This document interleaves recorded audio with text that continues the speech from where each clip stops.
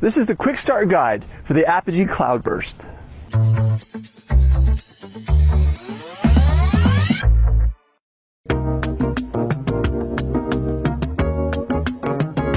Today we're going to show you how to set up the Cloudburst. The first thing is choosing a location. Make sure when you choose a location that it's free from obstructions that might prevent precipitation from coming into the gauge, things like trees or buildings. This location is a great location. Now that you've decided where to put your gauge, you need to put it in the ground. When you're setting your post, make sure that you use concrete so that during the operation of the precipitation gauge, it won't shift or move or go out of level. The Cloudburst has two mounting options, either a 4-inch diameter pole or a 6x6-inch wooden post. If you're going to mount using wooden posts, you can directly screw the base plate into the top of the post using lag screws. Make sure that as you set the plate that you level it using the bubble level on the base plate. If you're going to use a 4-inch pole, make sure that you get the adapter. The adapter will allow the base plate to fit to a 4-inch pipe. I'm going to show you how you set it up using the 4-inch pipe. With the adapter screwed into the base plate, set the base plate on top of the pipe.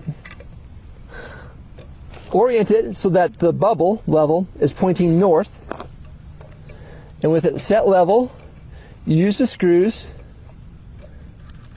to secure it in place. With the base plate leveled and the bubble pointing north if you're in the Northern Hemisphere, or south if you're in the Southern Hemisphere, you're now ready to add the load cell. On the load cell, find where the cable is coming out of the load cell, and you want that to align with the bubble level pointing north if you're in the Northern Hemisphere. The holes on the bottom of the plate should align perfectly. With the load cell centered and in place, you're ready to add the cable. Run the cable through the access port, up, screw in the cord grip, and run the cable around to the load cell connector and screw it in. Make sure the cable doesn't come in contact with the outside housing. Secure the cord grip so the cord doesn't move. Now you're ready to add the cistern. Place the cistern on top of the load cell. It should center and line up with the indentation on the bottom of the cistern. Now you're ready to add fluid. It's a little bit of a process, so we're going to show you how to do that in the studio. When recharging your precipitation gauge, we recommend that you do it sometime usually in September, October, or late fall. That way, the minimal amount of antifreeze is required for the winter. We recommend using an antifreeze that has a ratio of 50-50 propylene glycol and ethanol, something like the Campbell Scientific CS705. We recommend using this kind of antifreeze because it's non-toxic and has a lower impact on the environment. When disposing of the antifreeze mixture, make sure you do so in accordance to local, state, and federal guidelines. Now for the calculations. The purpose of this equation is to determine the minimal amount of antifreeze that is required to go in the cistern for your situation. First, you need to determine what is the coldest temperature that you expect your gauge to be in. In northern Utah, the coldest temperature that we could expect would be minus 25 degrees Celsius. We can also determine that between September and January, when we expect our coldest temperature, we'll receive somewhere between 7 to 8 inches of precipitation. So we go to our chart, we take our minus 25 degrees Celsius, and we see that it's a 1 part antifreeze to 1.5 parts precipitation.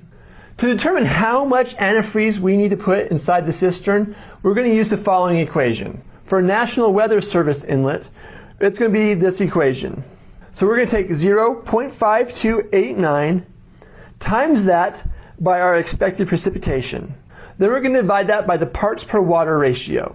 So we take 4.2312, divide that by 1.5, so we can see that we're going to need about 2.8 inches of antifreeze in our bucket in order to prevent freezing at the coldest point next year.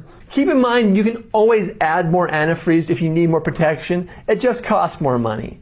This just gives you the minimal amount you'll need to avoid freezing. The last thing you need to do is add 400 milliliters of mineral oil on top. This will give you a 1/4 inch layer of mineral oil that will prevent evaporation from occurring. Now that you have your cistern full of antifreeze and mineral oil, you're ready to finish the install. Now the cistern's full, ready to go, it's time to remove the clips from the load cell. Squeeze the ends and pull them off. If you're going to move or transport the load cell, it's a good idea to hold on to these. Now you're ready to add the outside housing. The outside housing will slide around the outside over the top. Make sure you align the inlet with a cistern on the inside. Use the clips to secure it in place. Hook up the cable to a data logger and you're ready for another year's worth of precipitation recording. We recommend servicing your gauge in the fall. By servicing the gauge in the fall, you minimize the amount of antifreeze that is required to prevent freezing. To service the cloudburst, remove the outside housing.